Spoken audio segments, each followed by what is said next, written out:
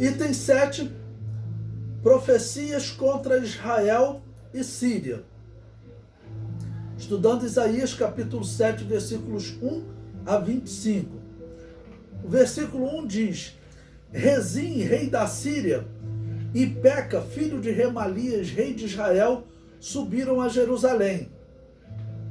As 10 tribos que abandonaram o reino de Davi, rejeitando Roboão como rei e formando o reino do norte, se uniram a outros povos para fazer guerra ao reino do sul, que era formado das tribos de Judá e Benjamim. Então, Peca era o nome do rei que reinava no norte, sobre as 10 tribos. O nome dele já é interessante, né? Como que ilustrando a situação espiritual. Então eles subiram contra Jerusalém, ok? Acais, que era o rei nesse momento, ele reinou em Judá de 732 até 716. Não? Ou seja, nós temos mais ou menos aí cerca de 200 anos desde Salomão, desde que o reino do norte foi dividido, que foi em 931, tá bom? Então nós temos cerca de 200 anos se passaram. Vamos lembrar que nos dias de Salomão, a descrição bíblica é que o reino de Salomão, como o reino de Davi, era um reino muito extenso e muito rico. É dito que Davi ele reinou desde o rio Nilo até o Eufrates, ou seja, Davi aumentou tanto o reino de Israel que ele concorria com o Egito e com a Assíria, que estava depois no Eufrates, e a Babilônia também, que estava depois no Eufrates. Ou seja, o reino de Israel se tornou um reino poderoso. Davi só não dominou o Egito e a Mesopotâmia, mas os outros povos, todos foram dominados por Davi. E depois, quando Salomão veio, reinando sobre toda essa região muito rico, acumulou muito ouro. Mas agora, cerca de 200 anos depois, devido, infelizmente, aos muitos pecados, as divisões, tá bom? As brigas internas, acabou que o reino se dividiu, o reino enfraqueceu. O comentário do livro prossegue. Isaías recebeu ordem para anunciar a Acais, rei do sul, que a aliança contra ele não prevaleceria. O Senhor diz para Acais pedir um sinal. E numa atitude que demonstra incredulidade, ele diz que não pedirá um sinal. Então o que Isaías faz? Ele anuncia o sinal da vinda do Filho de Deus. Então você lendo o capítulo 7, o que Isaías faz? Nasce o filho de Isaías. Isaías usa o nascimento desse filho para falar profeticamente do nascimento de Jesus Cristo. Veja, Isaías 7,14. Portanto, o mesmo Senhor vos dará um sinal. Eis que uma virgem conceberá e dará à luz um filho, e será o seu nome Emanuel. Aqui Isaías já está falando do Messias, Jesus Cristo, chamado Emanuel, que é Deus conosco. No versículo 8, Deus diz também que Efraim será quebrado e deixará de ser povo. Isaías anunciou a destruição do reino do norte. As 10 tribos foram destruídas pelos assírios. Então, quando Deus está falando de Efraim, porque Efraim, vamos lembrar, era a tribo de Josué. E Josué ficou uma das melhores partes do reino do norte, uma região montanhosa, muito fértil. Também, o primeiro rei do reino do norte, Jeroboão I, ele era da tribo de Efraim. Então, para representar o reino do norte, Deus já falou que Efraim será quebrado, tá ok? Então, nós vemos aí esse exemplo, e em 2 Reis 17, versículo 5, diz assim: porque o rei da Assíria subiu por toda a terra e veio até Samaria e a cercou 3 anos. Então, as tribos do norte, elas foram todas capturadas.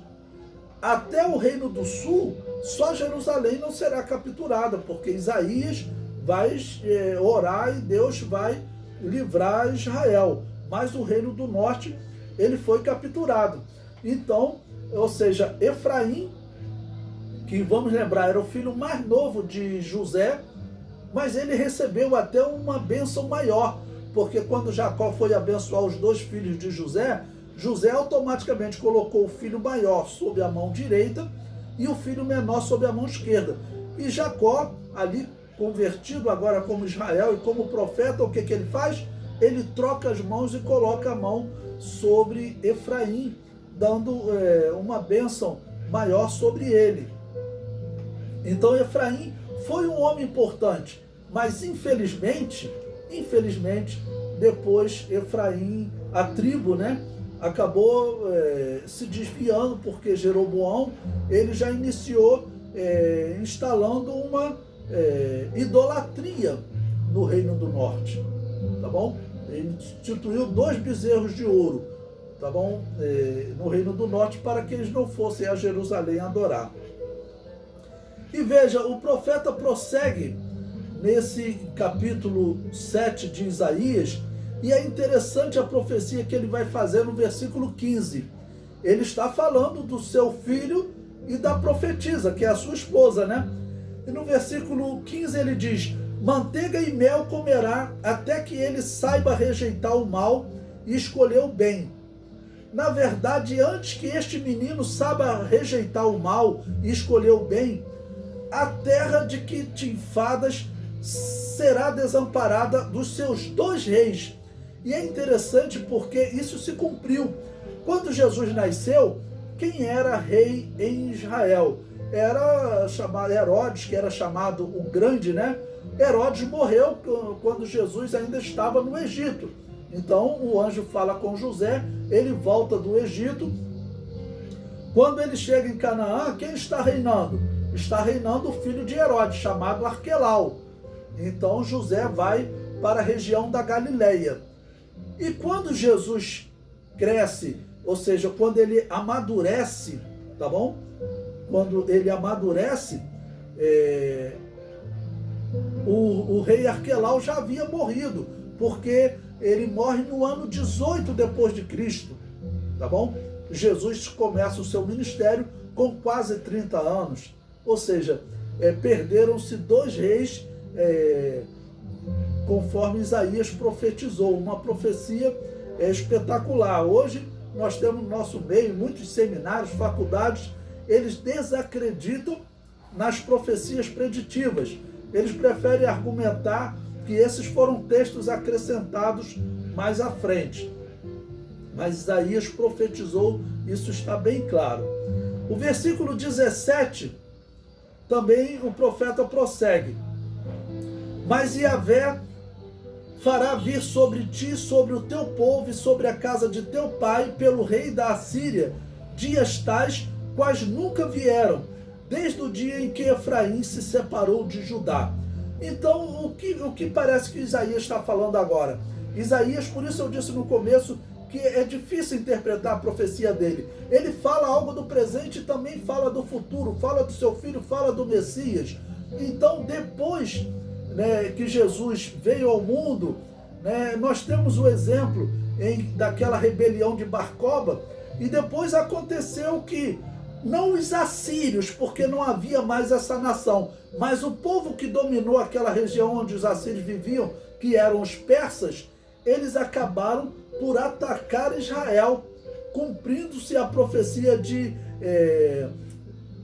Isaías, literalmente. No versículo 18, o profeta prossegue: porque há de acontecer que naquele dia assobiará Yahvé as moscas que há no extremo dos rios do Egito e as abelhas que andam na terra da Síria, e virão e pousarão todas no vale do deserto. Ou seja, Israel vai viver uma situação de calamidade.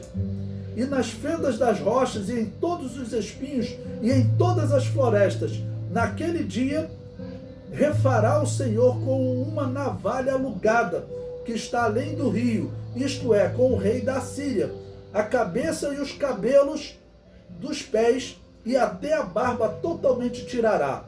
Bom, isso se cumpriu isso se cumpriu, tá bom?